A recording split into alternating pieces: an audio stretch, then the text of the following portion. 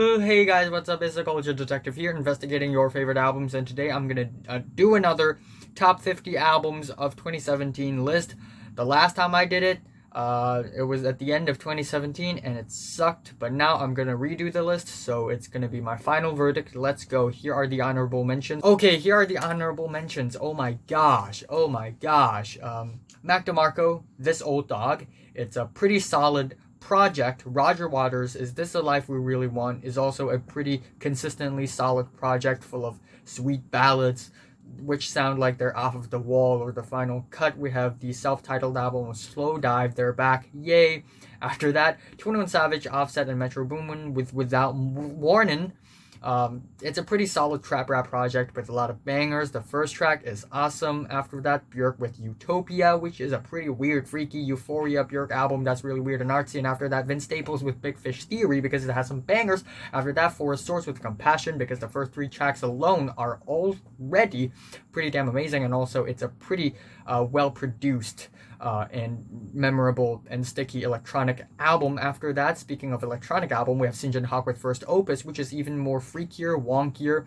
And after that, The National with Sleepwell Beast, which has some really well-written songs. And after that, Spoon with Hot Thoughts. Okay, at number 50, starting off strong, we have Kendrick Lamar with Damn. Even though there are underwhelming tracks, there are also a lot of great tracks as well. Not only are there bangers, but also some personal and emotionally potent tracks like On Lust and Pride and other tracks. And yes, it's more simplistic compared to other K-Dot projects, but it's still pretty solid. After that, Pallbearer with Heartless because it is some epic and eye-widening metal. After that, Lorde with Melodrama, a really solid art pop project with some beautiful ballads.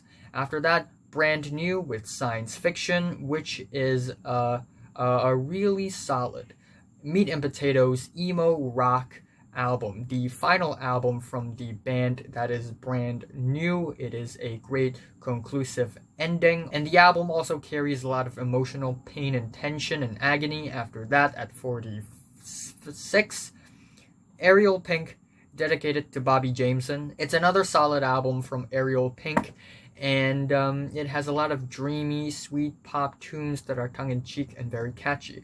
After that, at 46, it's what the heck, 50, 49, 48, 40, 42, 40, oh yeah, right, I'm wrong here. At 45, Converge, The Dusk In Us. It's another really solid Converge album with some melodic metal. After that, at 44, Iglooghost with Neo Wax Bloom, because this is some really speedy, mind-bending, and brain twisting, crazy, swoopy, insane electronic music. And then on 43, it's Death from Above 1975 with Outrage Is Now, because there are a lot of amazingly straightforward and catchy rock bangers on this album. After that, Rest in Peace, because it is Sharon Jones and the Dap-Kings with Soul of a Woman, which is an album full of nice, easygoing soul songs, a really nice goodbye to Sharon Jones music. And at 41, Alvvays with Antisocialities, which is a bit of an indie pop shoegaze album, which has a lot of sweet and memorable and sticky tracks on it. At number 40, an album that grows on you, it's SZA with Ctrl, which has a lot of sensual, sexy R&B tracks, and also a lot of catchy songs as well. At 39, Rosália with Los Angeles, and it is a contemporary flamenco art pop album before Rosália went mainstream here, and there are legitimately a lot of well-written songs here. After that, at 38, Feist Pleasure, which also similarly has a lot of indie folk pop tracks. It's not an ambitious album, but at least it's sweet and sincere. And at 37, Code Orange with Forever, which is a really badass, kick-ass, noisy punk rock album that I totally missed in the 2017 albums video that I did 2 years ago. And after that, Kelela, Take Me Apart. I finally learned to appreciate R&B, and the R&B music on Take Me Apart, not only are they sensual, but they also have a very nice futuristic edge to it, which is really nice. Also, a lot of the songs there are catchy. And after that, at 35, Alex Cameron, Force Witness. There are a lot of hilariously cheesy, catchy, and tongue-in-cheek pop music, sugar-coated pop music. After that, 34, Open Mike Eagle, Brick Body Kid Still Daydream, because it is a solid rap album with some R&B and pop mixed into it, and it feels really personal and lonely and kind of artsy also at the same time. 33, Sampha, Process. This is an alternative R&B album with a lot of emotional and powerful ballads. The track Blood on Me, and also Plastic 100 Degrees is an amazing album opener. And after that, at 32, Primitive Man, Caustic. This is some really long-winded, drony, atmospheric black metal, death metal album. Sludge metal, definitely.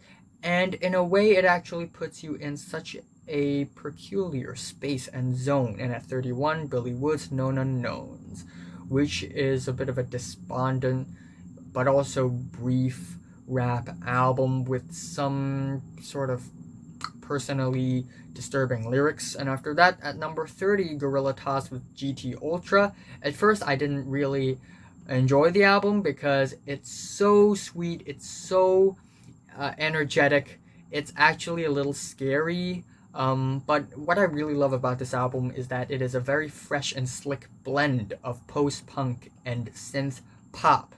And after that, Run the Jewels 3, which is released at the end of 2016, but I'm going to put it on this list because it didn't make it to the 2016 list.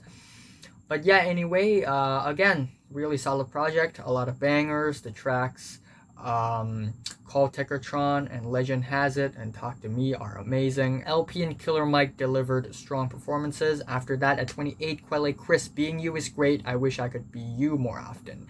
And I also forgot about this album last time.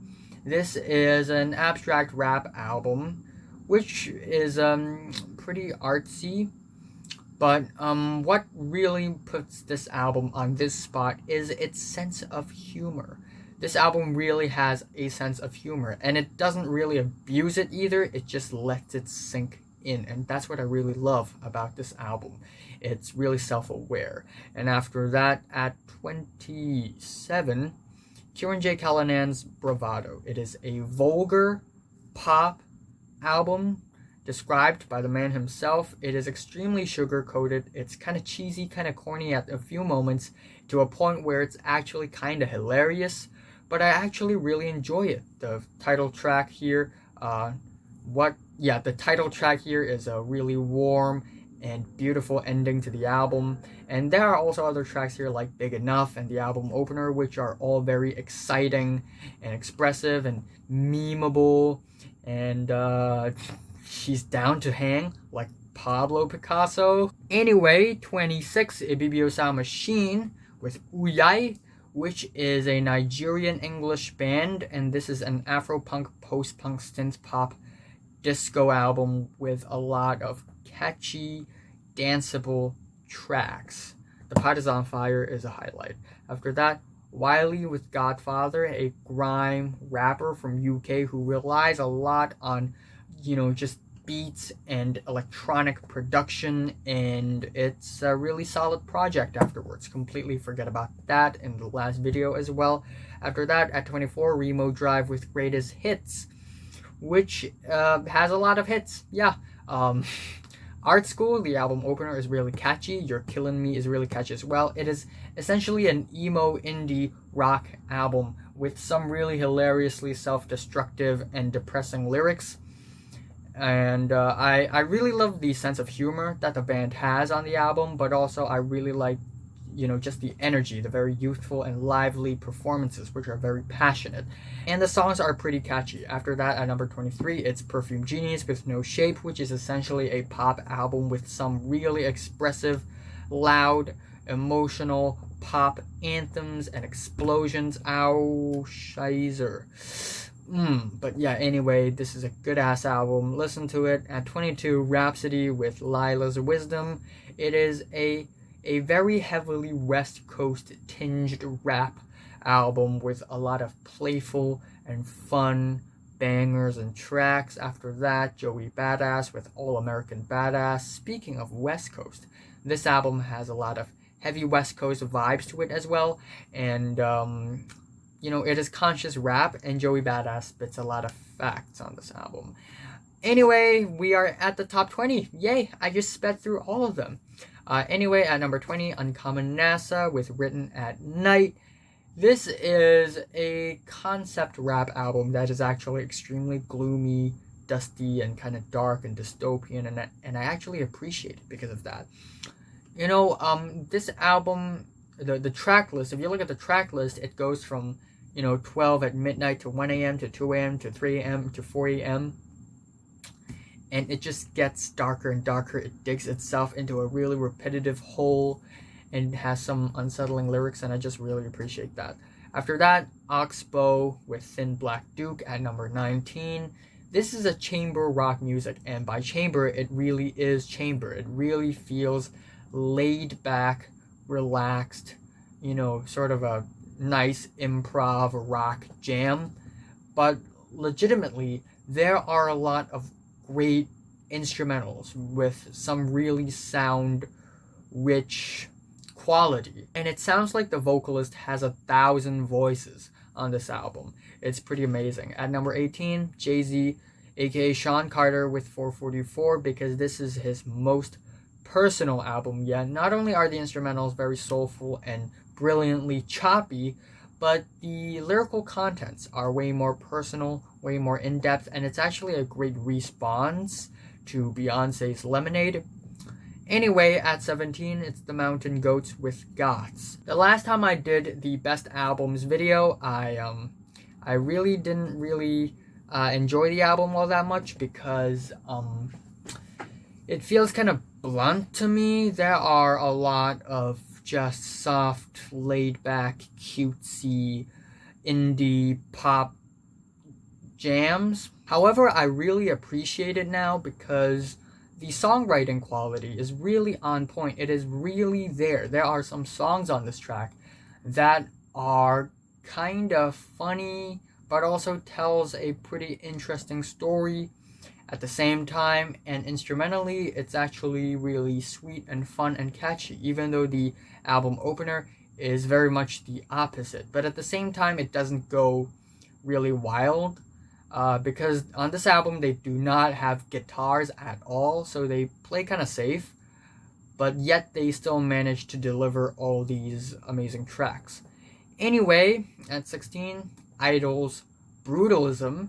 This is a hardcore punk album which has a lot of ragers which are amazing, all the way from Heal to 1049 Gotho to, I think, one of the hardest Idols tracks, Date Night, to really underrated Idols track, Racial Coup. And of course the track Mother is amazing, and all of them are so angry, so raw, and so organic and aggressive and intense, and with these tongue-in-cheek performances, and I love it. Yeah. After that, at 15, Sun Kill Moon delivers another great album with Common as Light and Love as the Red Valleys of Blood. If you have listened to Benji, this album is kind of similar, except it's wordier, more long-winded, and it focuses more on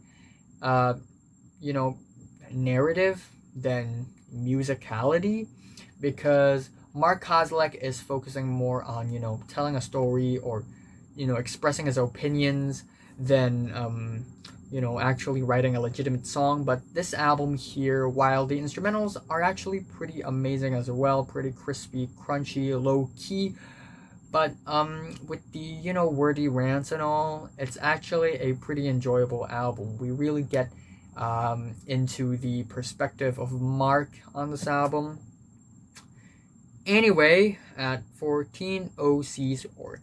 This is the band The OCs, a punk garage psych rock band. And this album, it's freaky. Look at the album cover. It's freaky. It's not only is it really energetic, but also it's animalistic. There are a lot of really loud, violent, freaky, crazy tracks here with all sorts of weird, cartoony, animated instrumental passageways, and the whole thing is such a creative experience. Anyway, at 13, extremely underrated, Elder with Reflections of a Floating World. Elder is a progressive metal band, and this album is a hell of an epic album. It is epic with all caps, EPIC.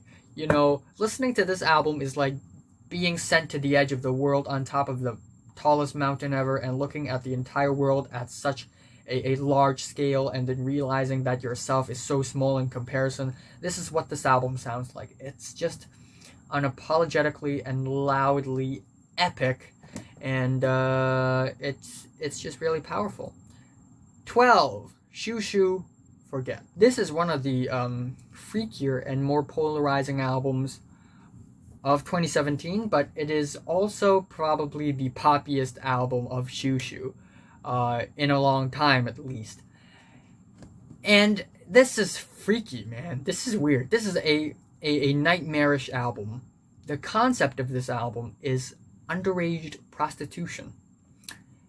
And the tracks here, while there are uplifting pop bangers here, but also there are some legitimately dark and chilling and heartbreaking moments here. The album ending, which is Faith, Torn Apart. Oh my gosh. The more I listen to it, the darker and the chillier it gets. It just sends chills to your spines. And the little spoken word passage, the poem at the end, it's just destructive. But also there are other tracks here that are just very painful to go through. They break your heart. And the album opener itself is already really messy, loud, and vulgar. And the album is just spectacular in that way. At number 11, Tyler, the Creator with Flower Boy. It's no surprise that it's on this list. And honestly, not only did Tyler, the Creator, did a 180-degree from this, loud, ugly, rap, freaky, banger, hip-hop explosion thing, monster, Frankenstein, to something really mellow, something really moody, something really beautiful. And Tyler, the Creator, does deliver here. All of the songs here aren't that long, and there are a lot more singing on this album than any other Tyler, the Creator album except for Igor. And it's really beautiful, really dreamy, a lot of nostalgic and psychedelic tracks here, which are just very gorgeous. Boredom, 911 is also a really catchy banger. 911 is so sweet, so catchy and danceable. And then there are bangers like Who That Boy and I Ain't Got Time. And even features here, like Lil Wayne and Jaden Smith, they're great either. What can I say? Anyway, at number 10, Fleet Foxes Crack Up. This is it's an extremely beautiful Fleet Foxes album, minus the usual Fleet Foxes medieval tinge that they usually have on their album. Yeah, even though the drummer is replaced, it's not Josh Tillman anymore. Robin Pecknold still manages to deliver some really amazingly beautiful and multifaceted folk music with a bit of an experimental edge to them. The album opener alone is very multifaceted. It's like 3 songs being mixed and mashed into one, and it actually flows to one another really beautifully and really smoothly. Tracks like On Another Ocean and Mayark Stapa are beautiful. Especially for the instrumental swell at the end of Mayark Stapa. It's just really stunning, really stellar. I also really enjoy 3rd of May Odaga Hera. It is one of my favorite tracks in the year. And Fool's Errand is a really laid-back, beautiful track as well. Anyway, number 9, King Giz and the Liz Wiz with Flying Microtonal Banana. Yeah, it is one of the more solid King Giz albums, one of the more consistent, at least. And on this album, they just come out with a set of really consistent Aboriginal, tribal, tinged, psych, rock tracks. The vocals are freaky. The instrumentals are actually really groovy and catchy and sometimes even sweet. Tracks like Billabong Valley really stays with you for a long time after you listen to it. Tracks like Rattlesnake and Melting are really intense and catchy, and Nuclear Fusion is amazing. And overall, it's just a really solid album that I can listen to for a very long time. Anyway, number 8, Neil Cicierega, Mouth Moods. This is like the best mashup album ever in history, period. Yes, while not all of the songs here are really catchy, but most of them are amazing because they are essentially a bunch of songs mixed and mashed together. And yet they sound amazing. And there are all these unlikely combos like AC/DC with 1,000 Miles, or any song with Smash Mouth, All Star. Neil Cicierega really has a sense of humor. A lot of the songs here legitimately make me laugh while listening to it. That AC/DC song! Oh my gosh. But yeah, it's a good album. Anyway, number 7, Algiers, The Underside of Power. I love the album. The title track is legitimately one of my favorite songs ever. Yeah, that's a bold statement. But no joke. Many other songs on this album are loud, noisy, dark, and dystopian, but also there are slower moments here that are just beautiful, emotional, sort of downtrodden piano ballads. The album ending is a really noisy, organic, raw jazz spiral. It is a pretty creative, and it is a surprisingly versatile album. Also, the track Death March is so groovy and refreshing and catchy. And the bass, guitars, the drums, vocals, they're all amazing on the album. Performances, they're passionate.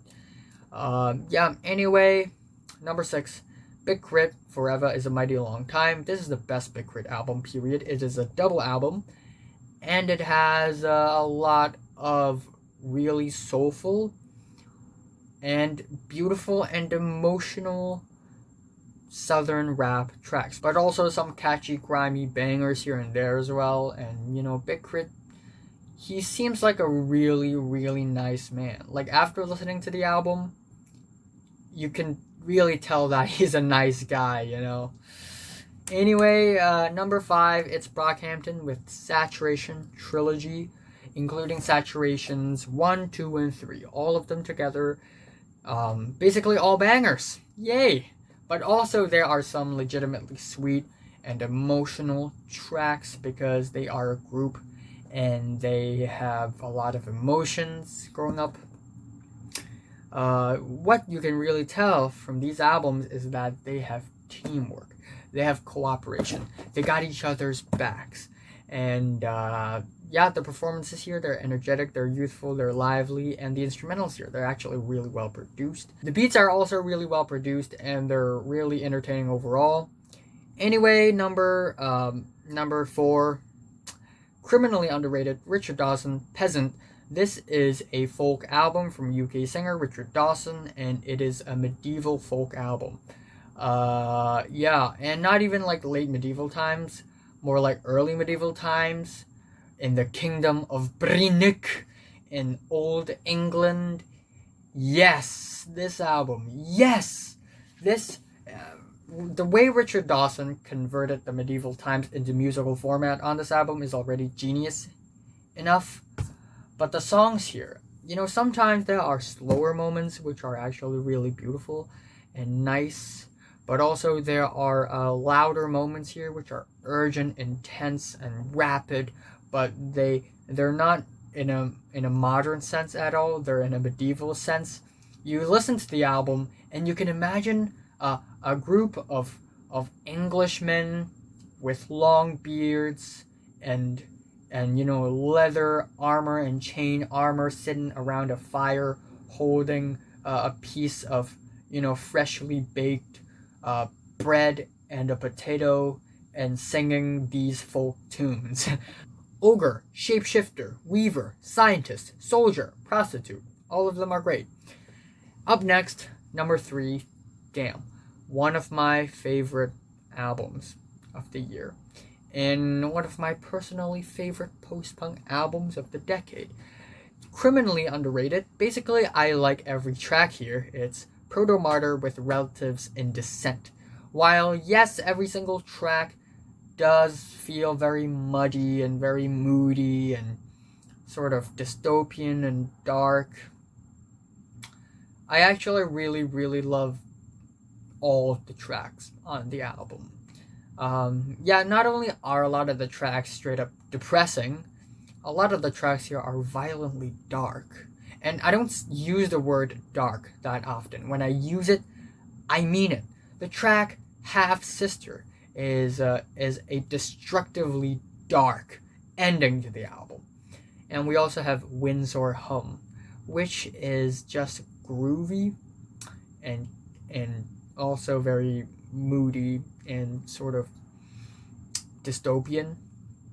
A lot of the bass riffs here are really groovy, and a lot of the melody hooks here are actually kind of catchy and memorable, and just the very muddy, moody performance itself makes the album very, very solid. I mean, if it's not a refreshing, loud,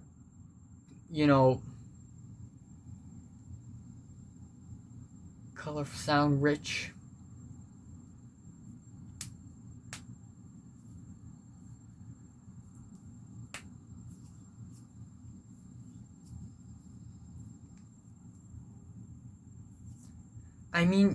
if it's not a fun, playful post-punk track like Don't Go to Anaceta or the very aggressively groovy My Children, it's the very depressing album opener and the chuckler. I even start to learn to like tracks like Corpses of Regalia, which has a very groovy, infectious bass line. And overall, such a great album.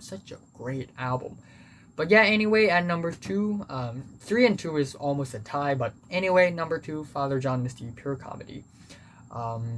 You know the drill. This is a very large, gigantic indie folk album where Josh Tillman basically comments on the socio-political climate of the United States, and while he doesn't take himself too seriously, it's actually pretty great because he knows that if you care about this kind of stuff this much, it's bad for your mental health.